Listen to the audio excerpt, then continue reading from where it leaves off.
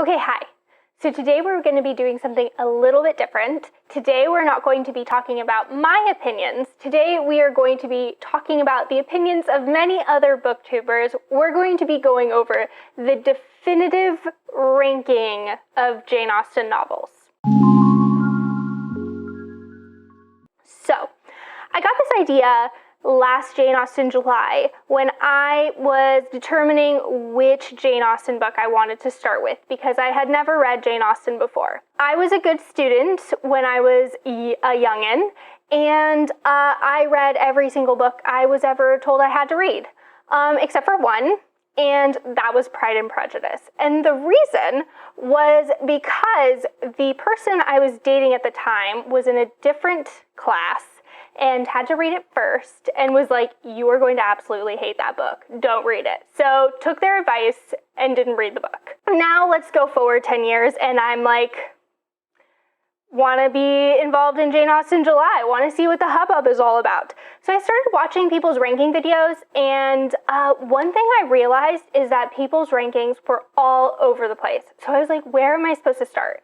So I started with Emma, and it wasn't necessarily a bad choice, but I wasn't super wowed by the book. It was very long, and I just felt like there was probably a better place to start. And I know, Pride and Prejudice, right?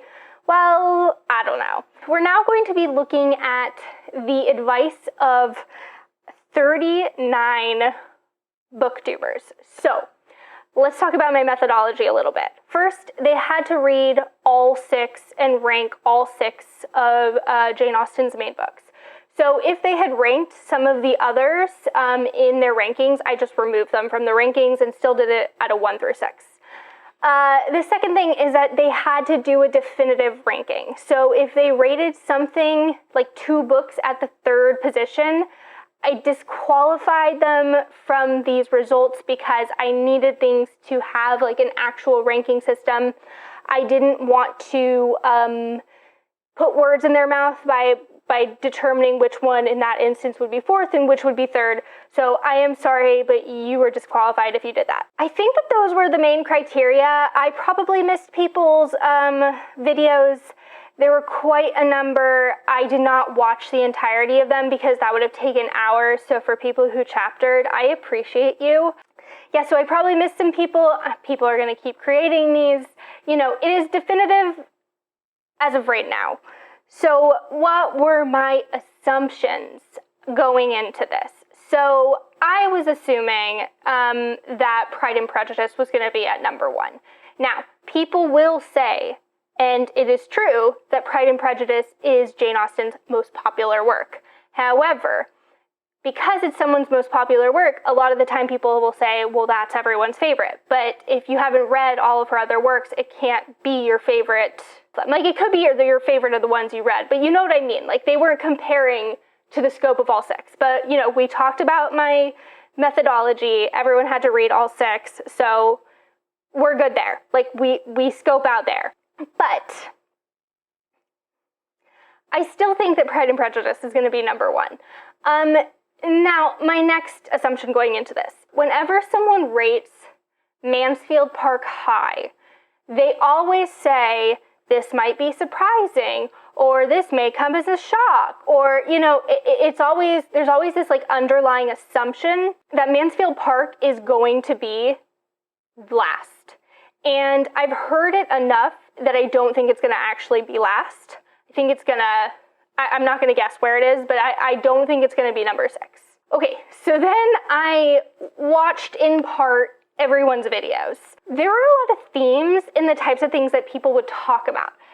A lot of people would say, you know, these are my rankings for the day. They could change hour to hour. Some people were like, I really want to do a reread. I feel like that my opinions would change upon a reread. I saw a lot of people thinking that they have controversial opinions. And that was basically always if they put Pride and Prejudice not at number 1, or if they I saw a lot of people say that when they put Sense and Sensibility at the bottom or low to the bottom. So What were the results? I just put it in their order. They gave something a 1, it got a 1. If they gave something a 6, it got a 6. Add those all up, compare those sums, that's the ranking. I'm going to talk about a little bit of data too, just because I like some data. But first, let's do the actual definitive rankings of Jane Austen books. Coming in at number 6, we have Sense and Sensibility. Yes, my friends, Sense and Sensibility. For every single person who put that at their bottom and thought that they were being controversial, you in fact are not controversial. That is what a lot of people did. At number 5, Northanger Abbey. I feel like this isn't as surprising. I heard a lot of people say it was really fun, but like maybe not the best written. A lot of people saying it is her first work. I'm not expecting as much from it. A lot of people annoyed by the protagonist because she's putting herself in all these stupid situations, but there's some potential character growth. And actually those two rankings were very close together. So Sense and Sensibility had 171 points and Northanger Abbey had 166. So they were only off from each other by 5 points. So really the addition of any other ratings could change this. Okay, so now we haven't seen Mansfield Park yet. We did 6, we did 5, but we are seeing it at 4. Number 4 is Mansfield Park. What were people's general thoughts on Mansfield Park? They liked it more on reread. A lot of people were related to the character of Fanny. A lot of people were annoyed by the character. A lot of people thought, like this one, it was fairly controversial because there were some people who thought that she really delved into the themes and got into the heart and like the root of what Jane Austen is and does when she's kind of talking about like the social times. What am I trying to say? Like her thematic content, her social commentary. That was the phrase. But then other people thought it was like too much. Like she went too overboard with her social commentary, and they preferred it kind of pulled back like it is in her other works. Next, number 3, we have the only one I've read, Emma. A lot of people thought that Emma would kind of extend on either side, be like at the top or at the bottom. It is actually following somewhere in the middle. I don't know what that means personally for me, that being like one of the books her only book I read, and that I thought was okay, like it was solid, but not much more to say on Emma and why people ranked it at that point. But let's move on to number 2. Is it Persuasion? Or is it Pride and Prejudice? It's Persuasion. Persuasion is number 2. This one also felt fairly controversial. A lot of people put it in number 6. Some people really liked the sappiness of it. Others found it was like, everyone likes to say it's her mature book, but like, what's fun about being a mature book? Like, who wants to read her most mature book? So this one felt, honestly, just by listening, and I didn't do the analysis of the data, but this one felt like fairly controversial. Like this one was the one that, to me, it felt like people either really loved it or really hated it. They really rooted for the romance, or they were like, just solve your problems already. Just like have a conversation, figure it out. Why are we still reading this book? And then, of course, like we all knew, number 1 is in fact Pride and Prejudice. Are we surprised? I don't think so. So those were the rankings.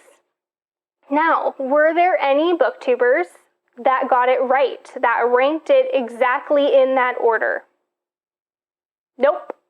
No one ranked it like this. Of the 39 that I watched, no one ranked it in this order.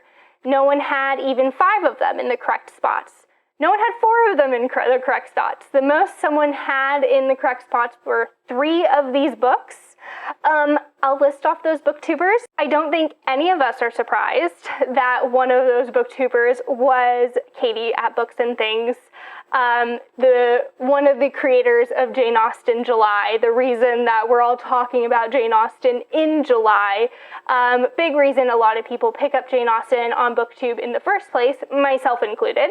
And I'm going to link everyone's channels below that I used in the creation of this video. So next we have Colleen Delaney, Megan the Story Girl, Summer's Moving Bookshelf, Sips and Stories, and Anya's Bell Jar. So those were the 6 channels that had the highest number of books in the correct places. That is all I got for this video. I hope you had fun watching it. I had a fun time putting all of this together. I'd be really interested to see for those channels and just subscribers, people of the internet, who I did not use your rankings for, put them down below. I am curious. But anyway, that's all I got. I hope you're enjoying your Jane Austen July, and until next time, happy reading.